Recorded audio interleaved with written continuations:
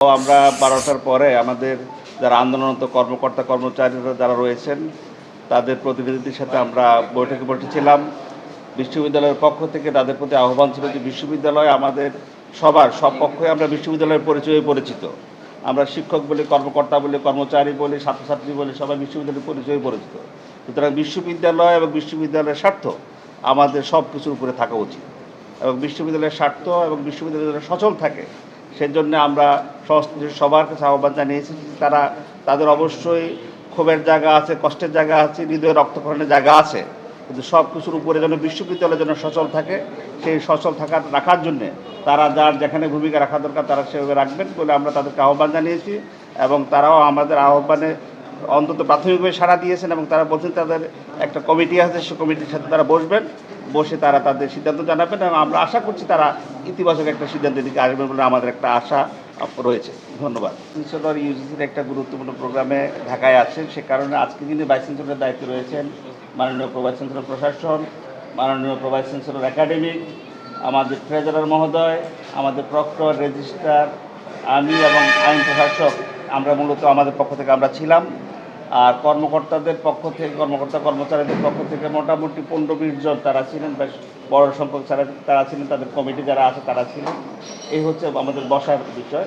আর শিক্ষকবৃন্দের বিষয় যেটা বলেছেন, শিক্ষকবৃন্দ আমাদের ভাইস চ্যান্সেলর যেহেতু বিকেল সন্ধ্যায় ফিরে আসবেন আশা করছি, আমাদের শিক্ষকবৃন্দ হয়তো সন্ধ্যায় স্যারের সাথে বসবেন বলে আমরা আশা করছি এবং আমরা তাদেরকে সেভাবে হয়তো আহ্বানও জানাবো। আমরা হচ্ছে বিচার বিভাগ তদন্ত কমিটির জন্য আমরা সংশ্লিষ্ট কর্তৃপক্ষের সাথে যোগাযোগ করব।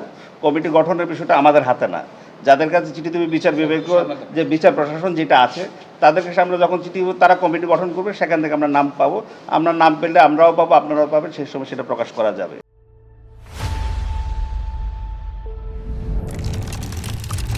আশা করছি যে তারা কালে তারা কাজ শুরু করে দেবেন, সেরকম একটা জায়গায় আমরা আছি।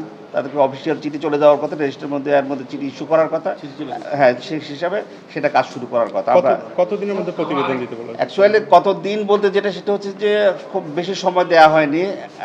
সিন্ডিকেট মিটিং আলোচনা হয়েছে যথাসম্ভব কম সময়ের মধ্যে, এবং এটা প্রথাগতভাবে আমরা যেভাবে মনে করি তদন্ত কমিটি মানে কোনো কিছু হিমাগারে পাঠিয়ে দেয়া, এটা ঠিক সেরকম কিছু হবে বলে আমরা আশঙ্কা করছি না। তদন্ত কমিটির যে বিষয়টা, সেই তদন্ত কমিটি কাজ করেছে, তাদের আমরা যতটুকু শুনেছি তারা রিপোর্ট দেওয়ার একটা লেভেলে আছে। আসলে আপনারা জানেন বিশ্ববিদ্যালয়ে আমরা যেসব পরিস্থিতিগুলো পার করছি, রাষ্ট্র নির্বাচন সামনে আসার কারণে আমাদের কাছে সেই নির্বাচনটাই প্রধান হয়ে দাঁড়িয়েছিল অন্তত গত 3-4 মাস ধরে। সেই হিসাবে আমাদের যিনি আপনার তদন্ত কমিটি যার কথা বলছেন তিনি মূলত আমাদের প্রধান নির্বাচন কমিশনারও। তো সেই হিসাবে আপনারা সেটাকে একটু কনসিডারেশন জায়গা চিন্তা করতে হবে। তো আমরা আশা করি আমাদের এখন সবগুলো বিষয় সামনে চলে আসবে এবং সেই রিপোর্ট পাবো বলে আমরা আশা করি। দাবির কথা তো বিষয় আসছে না, যদি অপরাধ কেউ করে থাকে তাদের পানিশমেন্টের বিষয়, আমরা তো শিক্ষার্থীদের শাস্তি দেবো না। যদি কেউ কোনো অন্যায় বা অপরাধ করে থাকে তার শাস্তির বিষয়, এবং সেটা আমরা আশা করছি তদন্ত সাপেক্ষে সেটা বের হবে। টাইমের কথা বলেছেন, এটা তো কারো অ্যানালাইসিসের বিষয়, আমরা তো ঠিক সেইভাবে জিনিসটাকে দেখছি না।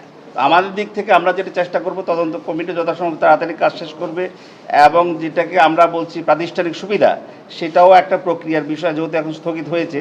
সব কিছু মিলে সামগ্রিকভাবে আমরা যথাসম্ভব কম সময়ের মধ্যে নিষ্পন্ন করার চেষ্টা করব, বাট একেবারে আমরা আপনাকে বলতে পারবো না যে ঠিক এই তারিখের মধ্যে এটা শেষ হবে, সেটা আমরা বলছি না। এবং আমাদের নির্বাচন কমিশন মূলত যে কারণে আপনারা দেখেছেন তাদের যে প্রেস রিলিজ এবং তাদের যে বক্তব্য আপনারা দেখেছেন, তারা সিচুয়েশনকে বলেছেন এবং ছাত্রছাত্রীদের উপস্থিতির কথা বলেছেন, সামনে এনেছেন দুটা ইস্যুকে। তো ছাত্রছাত্রীরা তো আশা করি এর মধ্যে এসে যাবে এবং আমরা আজকে কর্মকর্তাদের সাথে বসলাম, তারা যদি কর্মকাণ্ডে ফিরে আসেন, স্বাভাবিক কর্মকাণ্ডে ফিরে আসেন, আমাদের শিক্ষকবৃন্দ যদি স্বাভাবিক কর্মকাণ্ডে ফিরে আসেন, সুতরাং সেটা যদি হয়ে যায় সেই জায়গায় আমরা দেখবো যে ছাত্রছাত্রীরা বিশ্ববিদ্যালয় ক্যাম্পাসে ফিরে আসে, সব কিছু সচল হয়ে যাবে এবং আমরা সেটাই আশা করবো। নির্বাচনকে একটা অনির্দিষ্টকালের জন্য তো পিছিয়ে দেওয়া যায় না, একটা নির্দিষ্ট টাইম নির্বাচন কমিশন চিন্তা করেছেন, সেই জায়গা থেকে তারা ডেটা ঠিক করেছে। কিন্তু একটা বিষয় একটু ক্লিয়ার করা দরকার, সেটা হচ্ছে যে রাকসুর আগে পুনরুজ্জীবিত হওয়ার যে বিষয়টা, এটার একটা প্রেক্ষাপট রয়েছে। আমরা প্রাতিষ্ঠানিক সুবিধার বিষয়টা আমরা অনেকদিন ধরে কাজ করছি। আপনারা জানেন যে আমাদের কর্মকর্তা কর্মচারী এবং শিক্ষকবৃন্দের একটা কর্মসূচি ছিল, সেটা ছিল যে 21 তারিখ থেকে তারা লাগাতার শাটডাউনে যাবেন।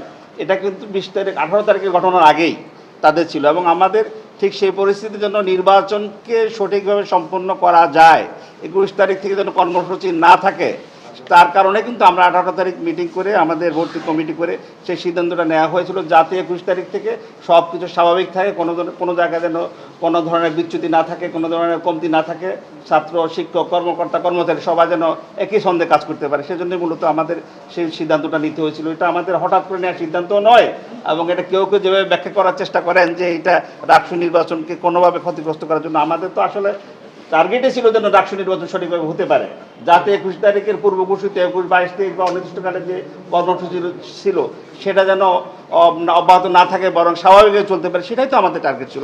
আপনারা জানেন, যারা ক্যাম্পাসে সাংবাদিকতা করেন এবং ক্যাম্পাস কেন্দ্রিক বা রাষ্ট্রীয় কেন্দ্রিক যারা আছেন, তারা তো এটা প্রেক্ষাপট জানেন। আমরা তো হঠাৎ করে জিনিসটা করি।